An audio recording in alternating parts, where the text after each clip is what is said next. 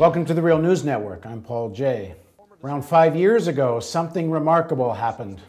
The American media discovered there's such a thing as class and race in America. Hurricane Katrina hit New Orleans, and for maybe around 2 weeks, we saw the suffering of African Americans and others in New Orleans. We heard stories about poverty and unemployment and how disproportionately it had affected the black population there. We heard about how lousy the housing and education was.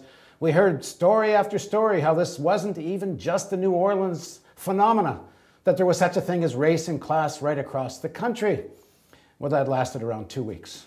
And it wasn't very long until that window closed and we went back to news as normal, and race and class merged into some kind of consumer mix of ads and entertainment programming and unconnected news stories. Now, 5 years later, let's look at what is the situation at New Orleans and look at the issues of race and class, which certainly have not gone away.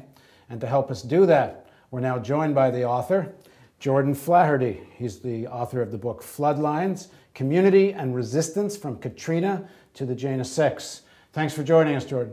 Thank you, Paul. It's a pleasure to be on. Talk about the consequences now, 5 years later. Have the people that make decisions in New Orleans learned anything from all of this, and how are people being affected? I think some of the voices that really haven't been heard in this 5 years of recovery are those that are still displaced. The 100,000 or more former residents who were dispersed around the country in the aftermath of Katrina and still have not been able to come home. One recent survey found 75% of African Americans who used to live in New Orleans want to return home but feel they've been kept out, mostly through economic means, either because they can't afford to rebuild their home, their job no longer exists, or they simply can't come back. And those voices have really been absent. And part of the overall systemic problem is the way we look at disaster recovery in this country. Disasters are governed under the Robert T. Stafford Act, the federal law that actually takes away a lot of the rights that displaced people should have, instead of the international covenants on internally displaced people, which guarantee the right of people to come home and even to have some say in the way they come home and what the reconstruction looks like. Now, we've seen some stories, I should say interviews, with some people who were displaced and have moved to what they say are simply better circumstances and don't want to go back. I mean, do we have any idea what portion of displaced people are represented by that position?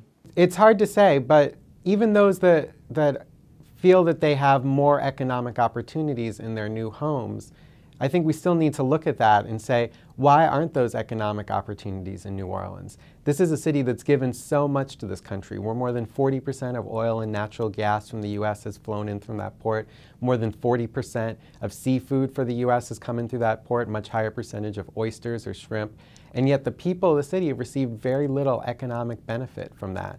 The economy of the city is mostly based on tourism and certainly a little bit of healthcare, education, very few high-paying jobs available for the people that brought so much to this country, and to say nothing of the culture, whether that's Mardi Gras, jazz, Mardi Gras Indians, social aid and pleasure clubs, these very specific New Orleans cultural institutions I think have enriched this whole country, and the culture makers, the people of the city, have received very little in return. In the year following Katrina, we heard stories about people being ejected from their houses after someone just puts a notice on their door saying you have to show up in such and such court for lack of paying your rent, which is kind of crazy because the places were abandoned because they were destroyed.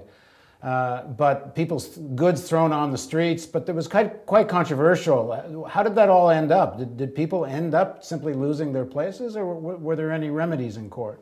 Many people have lost their places. We have the highest percentage of any city in the country of empty or dilapidated or unrepaired houses. About more than 25% of the housing stock in the city lays empty. Detroit is number 2 in the country, but that happened over decades, while it happened virtually overnight in the city of New Orleans. Certain neighborhoods like the lower 9th Ward remain a vast wasteland with very few houses, except for the few that were built by Brad Pitt. You know, and if Brad Pitt had no successful movie career, would there be no houses in that neighborhood at all? I think the major federal program for rebuilding the city was the Louisiana Road Home Program. That was about $11 billion of federal money. But that money overall First of all, none of it made it to renters or those most in need. And even among homeowners, it was found to be racially discriminatory, with white homeowners receiving about 40% more money than African American homeowners. At the time of Katrina, the whole nation was focused on it. There was all kinds of talk how, we look at other countries and poor people in other parts of the world, or wars, or even 9/11 attack, and have a massive response to it. And at the time, people were saying, well, then now there needs to be a real response to the urban poor, and especially black poor. In terms of planning in New Orleans, is there any sense that there actually is an attempt now to address these kinds of issues? Or are we actually seeing more of gentrification of these neighborhoods?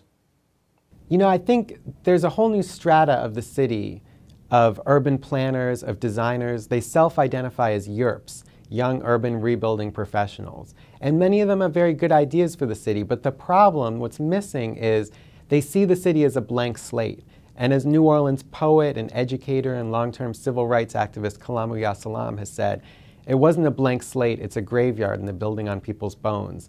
The problem is these people that are trying to change the city have no interest in consulting the people most affected, whether you look at the school system and the changes that have happened without consulting the parents or the students, or the housing system, which has been changed without consulting the people living in the housing, especially, for example, public housing residents who had their homes torn down even when they weren't damaged, and new homes rebuilt where there was no room for them to live. So the people most affected haven't been consulted. In fact, it's been a survival of the fittest recovery, where those who had the most to begin with received the most in this New Orleans. And what are the people most affected doing about it? There is some very exciting organizing at the grassroots, and that's part of why I write about in my book. Community organizations like Safe Streets, Strong Communities, that's worked on criminal justice issues, Survivors Village, which has worked on housing issues, Insight Women of Color Against Violence, which has worked on health care and overall framing of the issues, the Workers Center for Racial Justice, which has worked with many of the Latino day laborers and other new population of the city, immigrant population of the city. Really inspiring organizing that I think has had a major positive effect on this city. And in fact, I think many of the people that are back in the city would not be back without an incredible rise in civic involvement across neighborhoods and across the city. So if they have specific demands at the national level or even state level, what are they? I mean, what do they want addressed? What kind of policy do they want to see? I think overall the message from people in New Orleans is that money that was supposed to come to the Gulf never arrived. Much of it went to Bush cronies like Halliburton, Kellogg, Brown and Root, Blackwater, various industries that profited off of this disaster.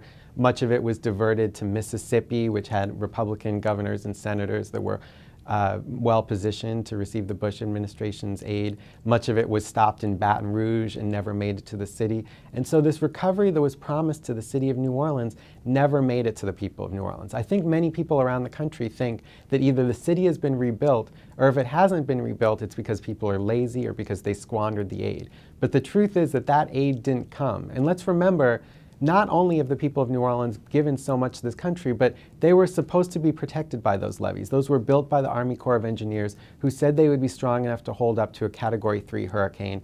Hurricane Katrina mostly missed New Orleans, and we just received the winds and rain of the outer bands, which was a Category 2. The levees should have been strong enough to hold up, and they weren't. And this man-made disaster flooded 80% of the city. Massive, massive disaster that people still have not recovered from and still have not received the support to cover from. Is there a demand being raised for a public inquiry to where the money went? People are absolutely demanding that. I think we need a whole Truth and Reconciliation Commission to look at the actions of police in the aftermath of Katrina, the profiteering of corporations, and to really look into where that money went and why it did not reach the people most in need.